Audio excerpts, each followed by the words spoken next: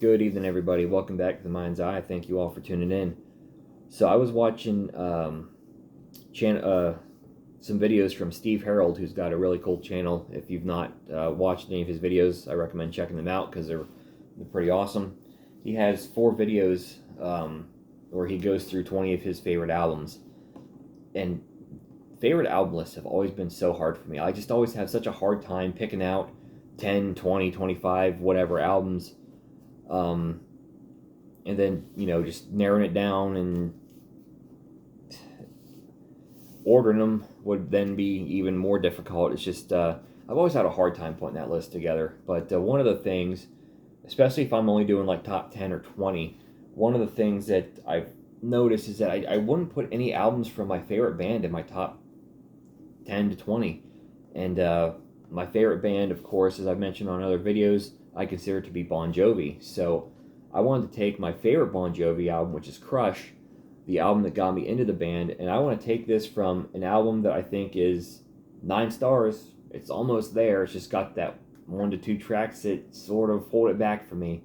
I want to take this album and I want to turn it into a 10-star, all killer, no filler type of an album, and an album that I would not hesitate to put in like my top 10 favorite albums of all time. So we're going to sort of cut the filler off of this album, and I pulled in all of the B-sides and all the songs that were sort of written in between the release of These Days and Crush, and I kind of put them all together and was picking and choosing what songs I wanted to replace on this album, because I'm taking She's a Mystery right off it. I've never cared for that song. The other one that I'm not a huge fan of is Thank You for Loving Me. I could live with that song. Like, if She's a Mystery wasn't there, I could almost live with the track, but push it back farther in the album. I don't like it at number 3. Slows the pace of the album down, and I don't really care for this placement right there. But I pulled in all these B-sides and whatnot, and I was trying to think, so which ones would I want to like replace She's a Mystery? Which ones could replace Thank You for Loving Me? And I came up with 2 different track lists here. The first one, kind of like the main focus here, is my vinyl edition. I tried to keep it to like 22 minutes per side. I'll be honest, I did overshoot the mark on both sides, but not by too much. I think it would still work. And then I did a CD version where I still have 12 tracks, and I didn't really care about the runtime.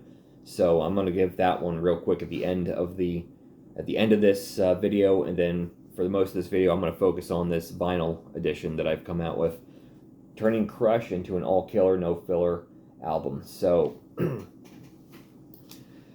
Some of the songs that I cut, like I said, She's a Mystery is gone. I cut Thank You for Loving Me, and I cut Save the World. That one, a little more painful for me to do because I do kind of like Save the World, but I got some other tracks here that I think just would have made this a more banging album, so I wound up taking Save the World off the album. Some other songs that I pulled in from like the box set, songs that were written in between These Days and Crush, songs that were B-sides from Crush singles and whatnot. I Don't Want to Live Forever. I think that's a cool song, but it doesn't sound finished to me, and it's very similar to It's My Life. So I decided not to put that on the album. I think if they would have kind of maybe finished that song or gone over it with a fine-tooth comb or something, I think it could have been really cool. But again, It's My Life is still the far superior track, so I left that one off. Even though that didn't keep Bon Jovi from putting I'll Sleep When I'm Dead and Blame It on the Love of Rock and Roll on the same album, but if it's up to me, I'm going to have to say that it's too similar. It's My Life, and it's not nearly as good, even though I do like it, so I'm going to have to cut it. Neurotica, I like Neurotica, but I like it as a B-side. I don't think it sounds like an album track to me. Ordinary People, I was kind of surprised that this one was written for Crush, because it sounds more these days-ish to me. But nonetheless, I put it in the pile and I just eliminated it because it feels more like a These Days track.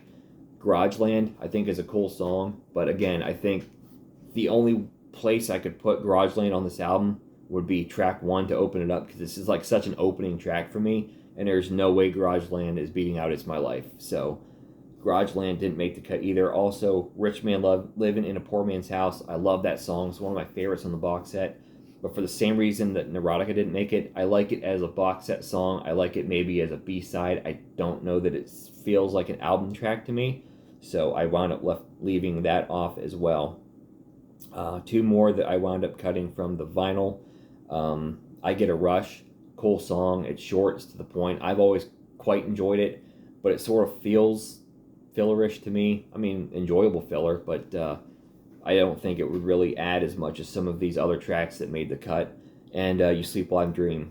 That was my last cut. That was the one that almost made it on the vinyl, but it was the one that I sort of had to take out last minute in favor of another song. So, getting into the first side of the all killer no filler version of Crush, obviously you start with It's My Life. It was the big hit single, one of my favorite Bon Jovi songs. First Bon Jovi song I heard, pulled me into the band. It's catchy, it's infectious, it's upbeat. Perfect way to start the album. Keeping that the same. Say It Isn't So is staying at track number 2. I think that's a perfect follow-up to It's My Life. Not crazy about it as a single, which I think was a bit of a mistake, but its placement on the album next to It's My Life, I like a lot. I've always liked the way that song sort of keeps the momentum of this album going. Love the lyrics in that song, too. They're very unique. Like I said, track 3, we need to keep the energy up. So I'm bringing Just Older up and putting Just Older at track number 3 to keep the energy up, keep you really like engrossed in the album. I'm not ready to slow down the pace yet, and I've always felt that way. Didn't like having a ballad there at track 3 on the actual album, so I'm going to bring Just Older up, and we're going to keep the momentum going. Track 4, I'm going to go with Two Story Town, which is also the track 4 on the actual album. I think coming off of Just Older, now Two Story Town, a little bit more melodic, but still has like an attitude to it. It's not really a ballad. I think it kind of keeps this album moving along quite nicely. And then we're going to round out the A side with Next 100 Years, which I think is a pretty cool track. That really, the end of the song when Richie just goes off and solos like crazy. That's what makes the song for me. So I think that's a really cool way to end the first side. So you got side A, It's My Life, Say It Isn't So, Just Older, Two Story Town, Next 100 Years. That's a 23-minute and 4-second A side. So I overshot the mark by a little bit, but I think we can make that work. So moving on to the B side, and we're going to go with the first ballad of the album, and that is Mystery Train. I love Mystery Train. It's by far my favorite slow song on Crush. And I kind of like the way that it would open up the side, too. Like, I think it just has a really nice acoustic intro. I just love the way that would sort of open things up on the B side. After Mystery Train, we're going to go into Captain Crash and the Beauty Queen from Mars, which would have been my second single from the album. I think it's a super, super catchy song, one of my favorite Bon Jovi tracks of all time. Catchy as all get out. I could have heard that song being played on the radio back in like 2000, 2001. I think it was a real missed opportunity, and it's poppy, but it really kind of picks the pace back up after Mystery Train. It kind of gets things sort of going again. So I'm putting Captain Crash number 2 on the B side.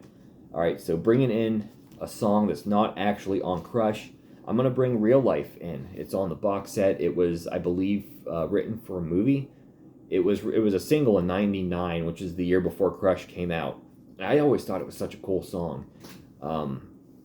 Since the first time I heard it on the box set, I always thought that this is like one of the poster child tracks for me. That why didn't this make an album? Because I always thought it was a cool song.